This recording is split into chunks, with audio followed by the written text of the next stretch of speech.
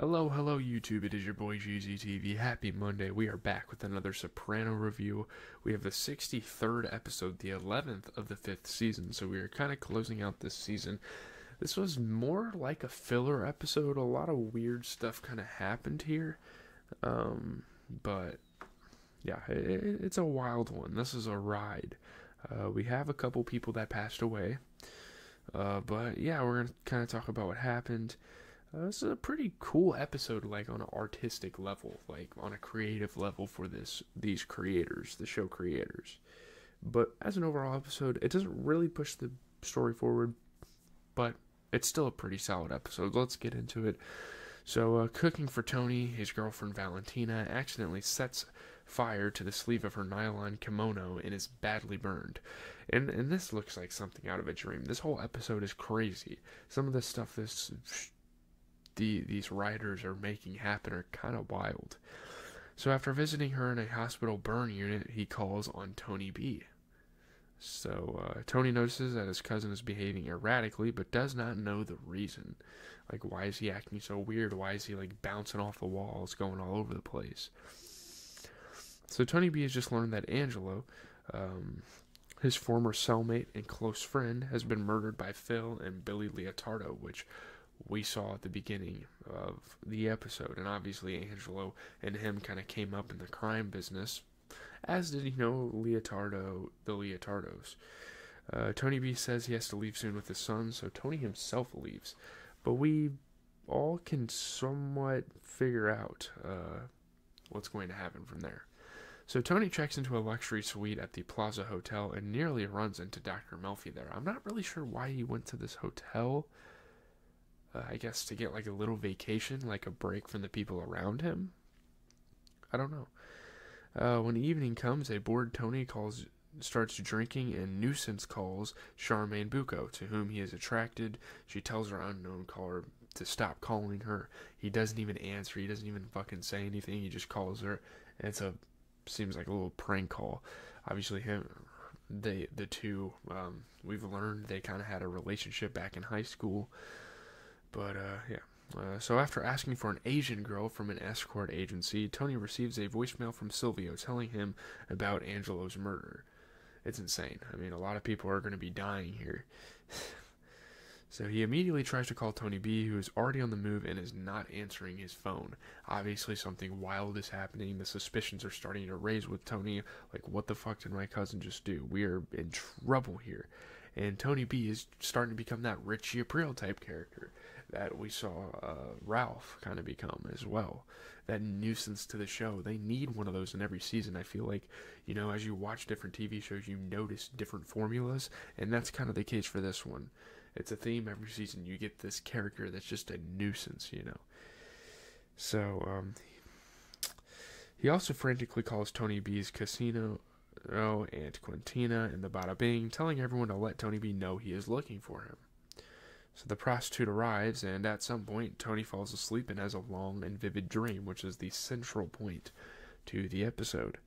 So, in this dream, he first encounters the deceased Carmine Lupertazzi, who is hiding from the man upstairs, God, and receives a phone call telling him to kill somebody. He doesn't know the voice. Next, he sits in Dr. Melfi's office and is counseled by his deceased ex-Colmar, Gloria Trillo. So she continues to kind of appear in his dreams and stuff. He thinks about her a lot in different episodes. But this is one of the crazier cases.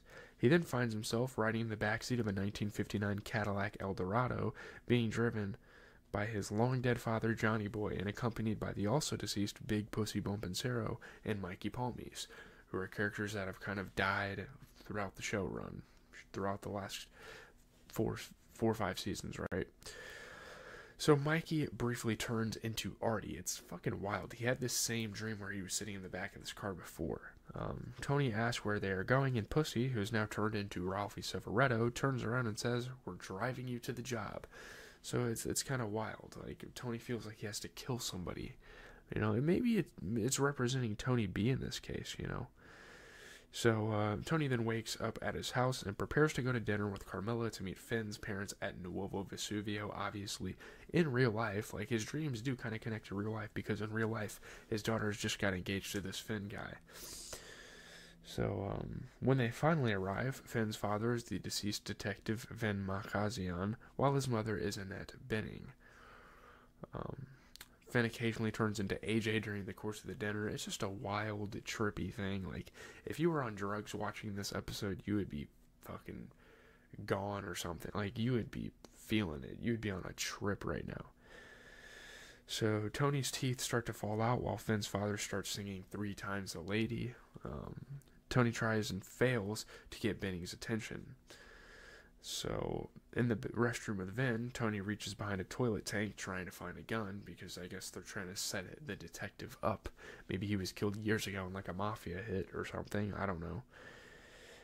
He hears shots fired outside and sees Tony B shooting Phil in his car. And this is kind of a vision. This is kind of a premonition, like a foreshadowing of what can happen in real life. Like, Tony's predicting this, and he turns out to be right, and we'll talk about that in a second. A crowd blames Tony and chases him. During the pursuit, Lee Harvey Oswald shoots at him. It's fucking crazy. I think Lee Harvey Oswald was the guy that shot John F. Kennedy, right? JFK, yeah. The guy that stood in the window during that parade or whatever. It's so crazy. He escapes in the Cadillac with help from Artie. Tony looks in the backseat and sees the deceased Richie Aprile and Gigi Sestone.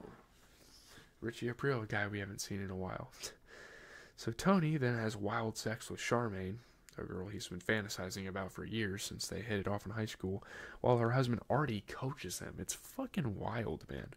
Suddenly, Tony is sitting on Pyoma in his living room with Carmelo, allowing him to return home in the condition that he does not bring his horse. Horrors there. There's a lot of cleverness to this episode. There's a lot of funny wordplay that the show creators kind of bring to it. This is a very well done episode. I know not a lot happens, but now that I'm thinking about it and kind of like looking at my notes and remembering what I watched, holy shit. This was crazy. So, finally, the final thing in his dream sequence, Tony is confronted by Mr. Molinaro, his high school football coach, who criticizes his lifestyle and points out that he didn't have to be a criminal and live with all the stress that comes with being one. He could have stayed in school, could have been a scholarly kid, could have got a scholarship, degree, whatever. He could have done a legitimate business. I mean, Tony is a pretty good businessman. So, when Tony tries to shoot Molinaro, his gun malfunctions and the bullets melt in his hands and it looks like chocolate or something. The coach continues to taunt him about not being prepared, and this is like a common thing, I guess, him dreaming about Molinaro and not being prepared. I guess he had nightmares about him in high school, which is fucking wild. But Tony awakens with his star. Obviously, this is like a mix between a nightmare and like a dream. Good things happen, bad things happen.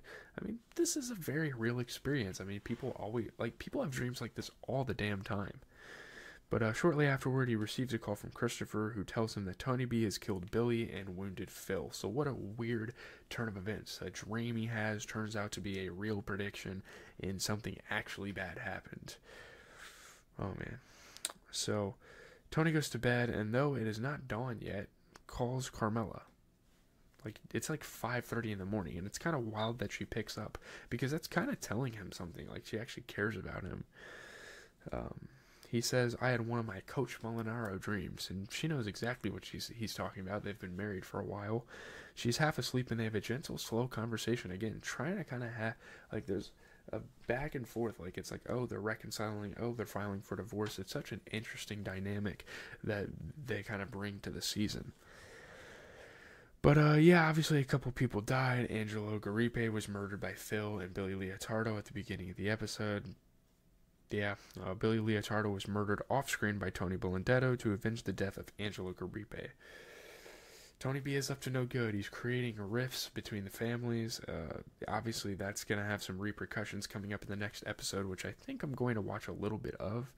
After I'm done posting this, I'm super interested. The season is really picking up some steam right at the end, which is great, and I feel like that's something that a lot of shows do. I don't even know if I did an intro to this, but yeah, I don't even know. I'm really tired right now, so bear with me if I'm not like the highest energy today, but leave a like, comment, subscribe. It has been your boy GZTV, giving you guys another Soprano review. We're going to do one more for the week. I don't know how many we're going to do for the weekend, probably like one, because obviously March Madness is a big deal. I'm going home this weekend for Easter. I might not do that many videos on Easter. I might take a holiday, probably do a college basketball video, but yeah, I'm out, guys.